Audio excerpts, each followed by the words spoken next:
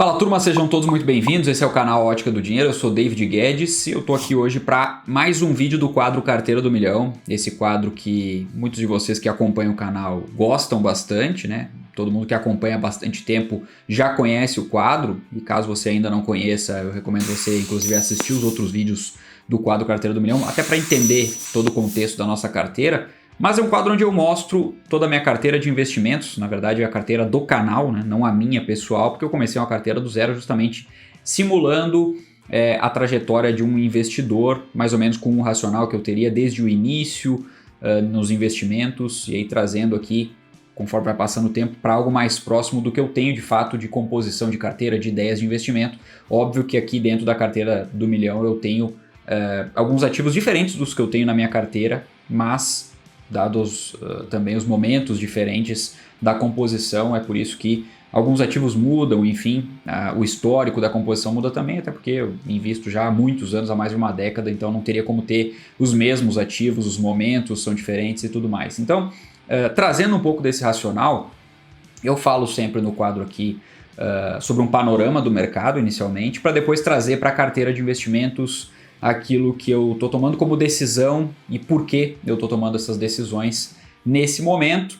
Eu tenho um aporte maior para fazer esse mês justamente por ter pulado o mês de setembro, então o último episódio saiu em agosto, então pulei agosto, veio para setembro, por isso que o aporte aqui, somando os dividendos recebidos no mês, vai ser de R$ 7.181,67, lembrando que a gente aporta aqui R$ 3.500 todos os meses, então tem a soma dos dois nesse mês, vai ser um aporte mais gordo do que o normal, e aí já vou falar sobre para onde vai esse aporte, quais ativos escolhidos e por quê. Para contextualizar um pouquinho, vamos falar do que aconteceu de agosto para cá, começando pela nossa própria bolsa aqui, o que aconteceu no Brasil, enfim, o contexto geral e o que fez o Ibovespa, por exemplo, de agosto para cá, andar um pouco de lado, né? A gente teve aqui algumas quedas, eu já estou compartilhando a minha tela com você nesse momento.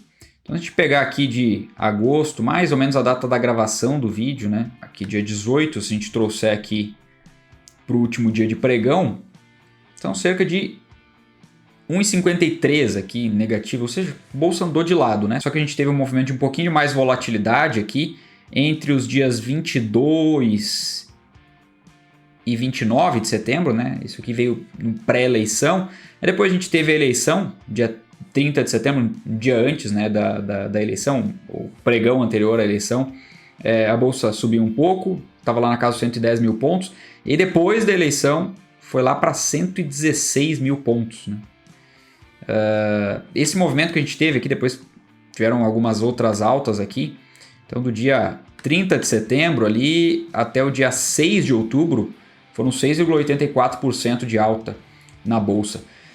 Esse movimento ele é muito explicado por conta do contexto, né? Como o mercado se agrada um pouco mais daquilo que é um pouco mais liberal, né? Embora no Brasil a gente não tenha nada muito liberal de fato, né? Tem um pouco no discurso, na atitude nem tanto, mas aquilo que se aproxima um pouquinho mais do liberalismo, ao menos na visão do mercado, que são os partidos um pouco mais à direita, eles tiveram um desempenho melhor no Congresso, no Senado, enfim, um desempenho até surpreendente em alguns aspectos, né, quando a gente olha para as pesquisas, etc. Então, por conta disso, me parece que o mercado se agradou um pouco mais, né, dessa composição de bancada, etc. E por conta de ser algo que contrariou um pouquinho as pesquisas também, enfim, houve uma certa surpresa, uma reação positiva do mercado. Ao menos essa leitura que eu faço, e claro que a gente está falando de um movimento muito curto, não foi uma alta tão expressiva assim, claro que se a gente pegar os poucos dias foi expressiva, né? Mas o mercado já devolveu tudo logo nos dias seguintes, então é uma coisa para a gente ficar de olho. Agora tem uma repercussão da eleição presidencial, etc. Mas o Brasil também é muito afetado pelo macro. Então, às vezes a gente olha aqui para eleições, uma preocupação tão grande com eleições, etc.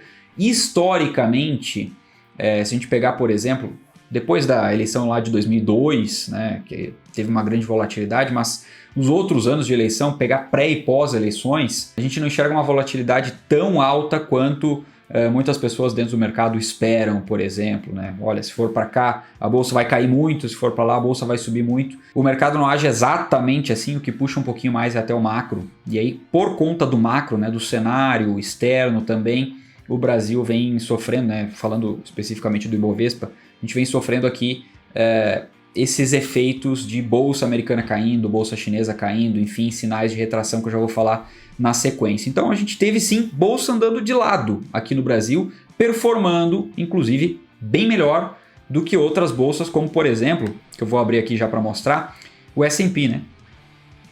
Aqui de agosto para cá, a gente teve uma queda de mais de 16%, isso aqui é bastante expressivo, bolsa americana vem derretendo, está aqui nesse momento nas mínimas do ano, né, beirando ou batendo as mínimas do ano, dependendo do índice, né. Se a gente pegar aqui, por exemplo, a Nasdaq, que é a bolsa de tecnologia americana, ela está caindo mais do que a S&P, enfim, está no momento, no pior momento de 2022, mas são quedas expressivas, né? A gente precisa olhar para essas quedas aqui, entender um pouquinho daquilo que está acontecendo. Se a gente olha para motivos para isso estar acontecendo, a gente elenca vários, né? Por exemplo, a taxa de juros americana está sendo muito pressionada para subir, a gente não vê sinais de taxa de juros arrefecendo, né? Esse aumento da taxa de juros. Se espera para a próxima decisão do Federal Reserve aumento de taxa de juros de 0,75 e lá para dezembro mais um aumento de 0,75, ou seja, são aumentos que mexem com o mercado, né? São aumentos fortes, principalmente falando em taxa de juros americana. A inflação tem vindo acima do esperado, isso assusta um pouco o mercado também, porque mesmo com as altas de taxa de juros, isso aqui não está sendo bem controlado, né? O discurso do Fed é uma coisa, aquilo que a gente está vendo na prática é outra coisa. Essa desaceleração desacelera vários setores, né? Quando a gente olha para a tecnologia, isso é muito forte, mas setores também como o setor imobiliário americano tem sido bastante afetado, várias outras empresas, né, vários segmentos, enfim. Então isso é sim um ponto de alerta e a gente precisa entender esse contexto aqui também para poder rebalancear a carteira com inteligência. Outra questão que a gente tem visto na economia americana é algum sinal de desaceleração, ou seja, a gente está já com alguns sinais claros de que uma recessão pode estar vindo por aí. Isso não é tema para esse vídeo em específico, mas eu quero deixar claro aqui que isso é fator que puxa a bolsa para baixo também, né? O mercado já começa a precificar problemas ali na frente. Em outro vídeo oportuno eu vou falar em mais detalhes sobre isso, né? Especificamente sobre aquilo que o mercado está precificando, aquilo que o mercado está enxergando, aquilo que a gente deve ter para os próximos meses, talvez anos, em relação a uma recessão, desaceleração que impacta diretamente o Brasil também, já que a gente não vive numa ilha. É bem importante a gente salientar isso. Agora vamos dar uma olhadinha em outro ativo que também é impactado por isso tudo, que é o Bitcoin. O Bitcoin hoje, puxando aqui de agosto para cá, a gente tem uma queda de aproximadamente 15%, é isso, né? Uma queda de aproximadamente 15%. Isso aí. 15,82, quase 16, ou seja, uma queda que acompanha o mercado americano, né? Ela está bem próxima ali, 16%, só que reparem que o Bitcoin ele cai antes do que a Bolsa Americana. A Bolsa Americana ela vem caindo aqui conforme vai passando o tempo, né? Ela vem caindo devagar e o Bitcoin parece que antecipou esse movimento de queda, né? Caiu rápido aqui e aí ele vem andando de lado já há um bom tempo. Isso aqui também é um ponto de atenção, né? Por ele estar andando de lado há mais de 30 dias já, né? Se a gente for pegar aqui e estender mesmo, a gente vai ver que o Bitcoin estava aqui nessa faixa de preço dos aproximadamente 100 mil reais aqui, há mais ou menos, olha, desde junho, agosto, setembro, outubro, mais ou menos nessa data aqui, são quase 90 dias andando de lado. Isso não é normal para o Bitcoin. Então, aqui é outro ponto de atenção. Vem volatilidade por aí. Historicamente, sempre que o Bitcoin anda de lado muito tempo, ele tende a romper muito forte, ou para cima ou para baixo. Por conta disso, isso aqui impacta também o nosso movimento de aporte, já vou explicar.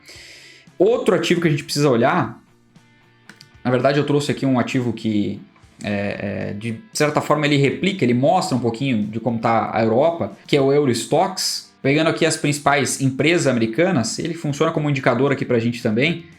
Puxando aqui da mesma data, de agosto para cá, ele também tem uma queda aqui de 10%, uma queda não tão alta, mas vem em queda também. Pegando moedas ali, por exemplo, o próprio euro, ele caiu, né? Ele está abaixo do dólar hoje e ele vem sendo impactado. Aliás, o dólar tem subido frente a qualquer outra cesta de moeda. O real é um dos que menos tem sofrido, inclusive em relação a essa alta do dólar. E o que isso mostra também? O movimento de corrida para o dólar é um movimento de corrida para liquidez, e os mercados fazem isso quando os mercados estão assustados, né? Ou seja, tem um sinal de volatilidade muito grande, sinal de mais quedas. Se a gente olha para indicadores também em relação aos derivativos, em poucos momentos na história se apostou tanto na queda das ações americanas, europeias. Então isso também é um ponto de atenção. A gente precisa ficar atento a todo esse movimento, aquilo que o mercado tem analisado, né? O mercado como um todo, os grandes players, enfim.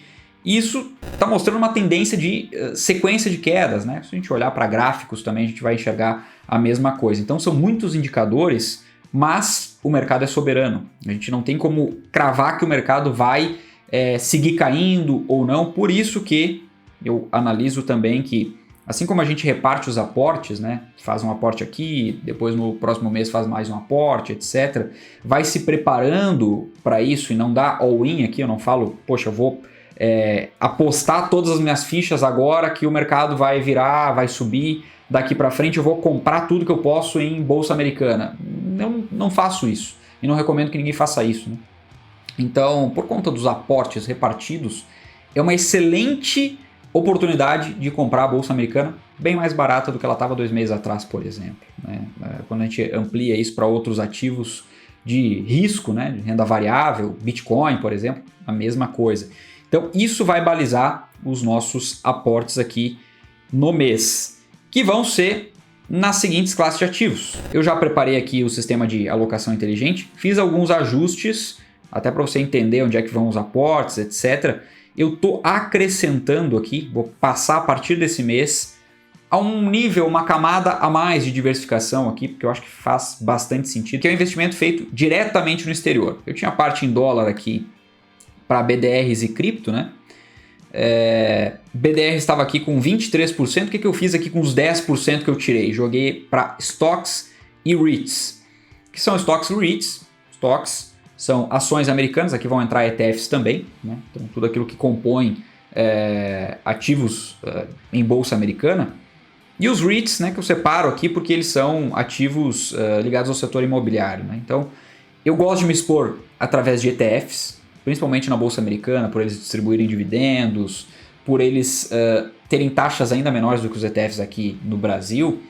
E aí eu gosto de me expor em ETFs de ações e gosto de me expor a ETFs de REITs também. Então por isso eu fiz aqui essa distinção de REITs e ETFs de stocks, né? Pode ser também futuramente a escolha de ações direto lá no exterior, mas isso aqui entraria numa camada posterior ainda de diversificação. Eu gosto muito dos ETFs lá nos Estados Unidos, então por isso que eu já vou fazer esses aportes aqui. Fica aqui então a dívida dos 7% em stocks e 3% em REITs. Já vou distribuir dessa forma, a gente já vai equilibrar a carteira novamente. Dá para ver aqui que os ativos nacionais eles seguem ok aqui em relação àquilo que está demandando de aporte. Por quê? Porque bolsa brasileira aqui não sofreu tanto, a gente viu antes, né? Não sofreu tanto quanto bolsa americana. E Bitcoin aqui, né, o cripto, está pedindo aporte também, então eu vou fazer aporte. Eu acho que esse é um bom momento para cravar a bandeira aqui na faixa dos $19 mil, o Bitcoin está nesse momento.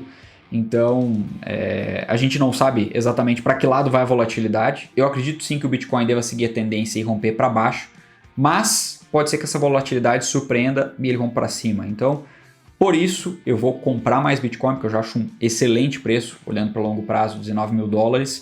Mas acredito sim que eu devo ter a oportunidade de comprar Bitcoin ainda mais barato nos próximos meses, justamente pelo contexto todo, análise gráfica, olhando o cenário macro, tudo indica que deva cair mais.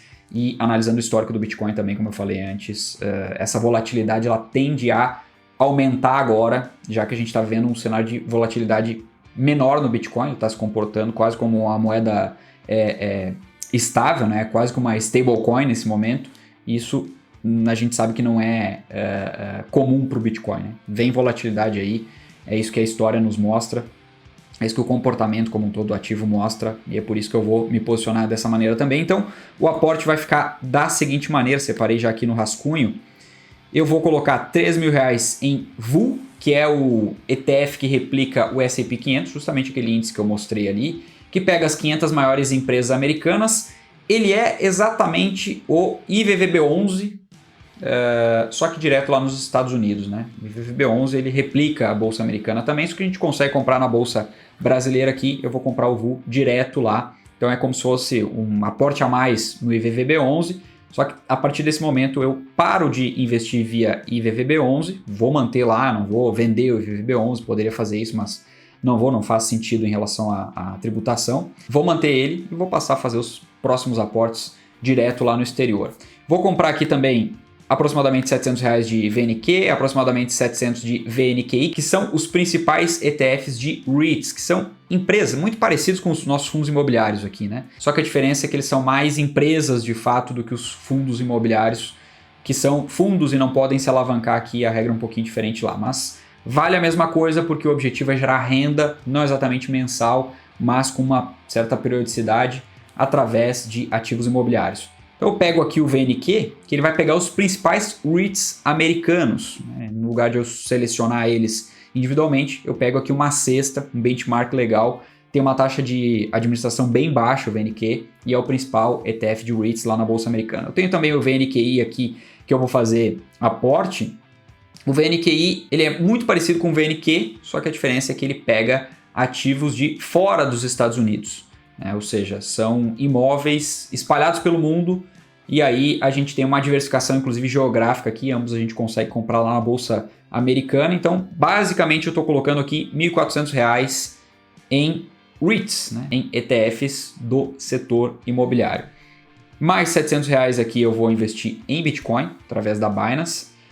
Não vou mostrar o passo a passo aqui, mas para quem quiser passo a passo, a gente tem vários outros vídeos aqui no canal mostrando passo a passo para investir em Bitcoin através da Binance. Para quem quiser, inclusive, abrir conta na Binance, a gente tem um link bonificado aqui no canal, dá 10% de cashback sobre todos os trades. Isso aqui é vitalício, é uma comissão que eu recebo sobre os trades quando você abre com o meu link, e eu divido essa comissão com você, ou seja, eu recebo uma parte, você recebe outra parte, para ficar vantajoso para as duas partes. Além disso, esse meu link específico está dando até $600 de cashback para quem cumprir tarefas aí na abertura de conta. O link para abrir a conta na Binance com todos esses benefícios está aqui na descrição do vídeo, onde está também o link para abrir conta na Nomad. É por ela que eu vou investir aqui no VUL, no VNQ e no VNQI. Dá para comprar todos os ativos lá. A Nomad é uma corretora americana que tem todo o suporte em português. Em breve vou fazer inclusive um comparativo para você ver aqui as vantagens de investir através da Nomad versus outras corretoras. Além de você poder comprar ativos no exterior, né, bolsa de valores, etc. Você também tem uma conta corrente em dólar, que você pode mandar dinheiro para lá. E eu também vou fazer em breve aqui um comparativo para você ver as vantagens de comprar dólar através da Nomad para você poder usar nas suas viagens. Inclusive você já deve ter visto propaganda da Nomad nos aeroportos por aí. E tem várias vantagens em utilizar a conta internacional da Nomad, já que o dólar fica bem mais barato do que se você utilizar o cartão de crédito, por exemplo, e mais barato, inclusive, do que se você comprar dólar na casa de câmbio. Inclusive, é mais seguro do que você levar dólares físicos para o exterior. Tendo uma conta em dólar, você também vai ter a possibilidade de ter um cartão para você fazer as suas compras direto lá e poder sacar em diversos lugares, são mais de 50 países. E a gente tem benefício para abrir conta na Nomad aqui. Você ganha até $20 de cashback no seu primeiro envio de dinheiro para a Nomad para comprar dólar. E você pode comprar tanto para investir quanto para utilizar nas suas viagens.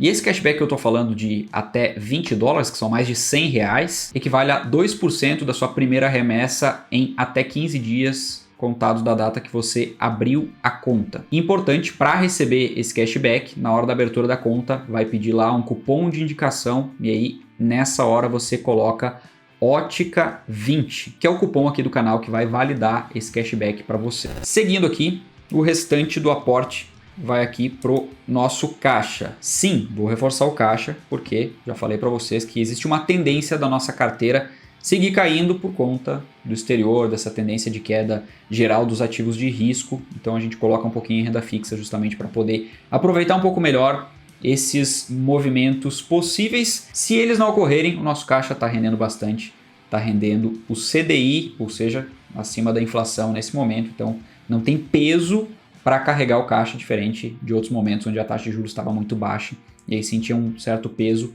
em carregar. Nesse momento tem um bom custo de oportunidade de carregar um pouquinho de caixa. Estou aqui com o Trade Map aberto nesse momento, com a tela da carteira, e já vou fazer os aportes aqui rapidinho. Na sequência eu mostro como ficou o sistema de alocação inteligente já com o aporte feito e também como é que fica a evolução patrimonial aqui da carteira.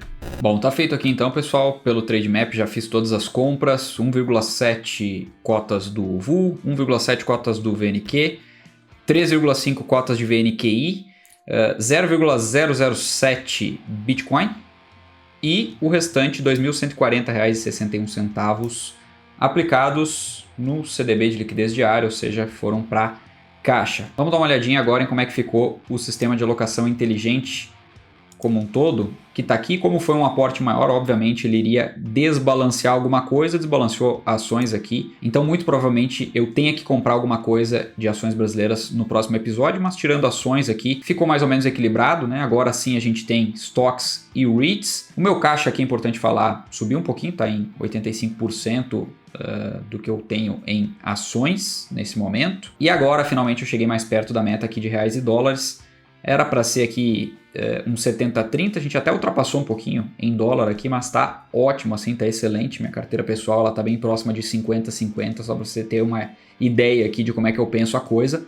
Mas aqui a gente está indo por um caminho bem ok, lembrando também que a gente não tem isso 100% em dólar, mas um pouco atrelado em dólar através das BDRs, não tá tudo fora do país, né? Mas são ativos dolarizados, por isso que eles contam aqui como dólar também. Dito isso, vamos lá para a última coisa que eu quero mostrar aqui, que é evolução da carteira. Se a gente for olhar aqui o nosso gráfico, desde que eu comecei a anotar aqui quanto exatamente eu tinha de patrimônio, obviamente agora deu um salto aqui por conta principalmente do aporte maior, né? Mas é importante dizer que a gente está segurando bem as pontas aqui em relação à volatilidade também da carteira. Patrimônio subindo, como tem que subir, né? Aportes mensais. Mas em relação à volatilidade, se a gente olha para o gráfico aqui, a carteira estava bem mais volátil do que o Ibovespa, né? Olha só, subindo bem mais, etc.